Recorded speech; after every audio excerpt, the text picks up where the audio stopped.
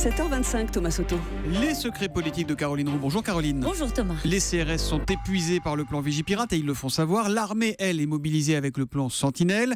Alors pas de mouvement de grogne, c'est l'armée. Mais l'info politique, Caroline, c'est que la tension est forte en interne pour obtenir des effectifs supplémentaires et une mission claire. Oui, on ne peut pas tenir comme ça sur la durée, c'est impossible. Voilà le son de cloche d'un conseiller du ministre de la Défense. Alors les services sont en train de faire le décompte des effectifs qu'il va falloir conserver, car l'opération Sentinelle, ce sont au total 21 000 hommes mobilisés. Pour l'instant, le ministère se refuse à avancer des chiffres, mais les experts militaires considèrent qu'il faut réintégrer 13 500 postes pour pérenniser la surveillance des zones sensibles.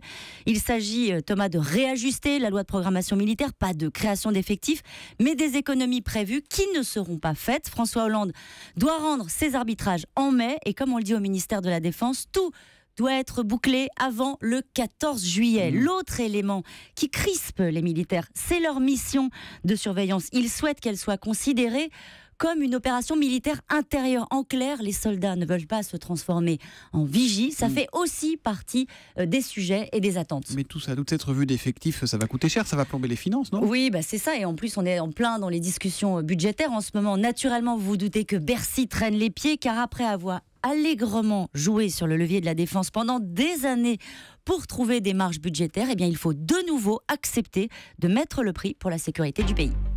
Un appel à la mobilisation est lancé demain par Force ouvrière et la CGT. Une grève et une grande manifestation à Paris contre l'austérité.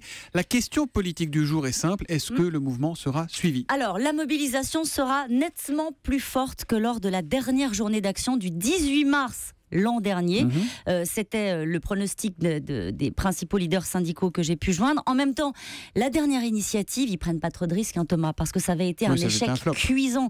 Du côté du ministère, on surveille cette marche contre l'austérité, naturellement. Mais plus que l'affluence dans la rue, c'est la mobilisation des grévistes qui va être étudiée de près. Et puis, on va en entendre parler, Caroline. Christian Paul, c'est lui qui va conduire la motion des frondeurs au congrès du Parti Socialiste. Il a été désigné hier soir, tard dans la nuit, c'est ça. Alors certains imaginaient le médiatique Benoît Hamon. Dans ce rôle-là, eh bien, ce sera le consciencieux député de la Nièvre. Les secrets politiques de Caroline Roux, tous les matins à 7h25 sur Europe 1. À demain, Caroline. Europe 1, 7h28, juste avant le journal d'Hélène Zellani, la météo, Laurent.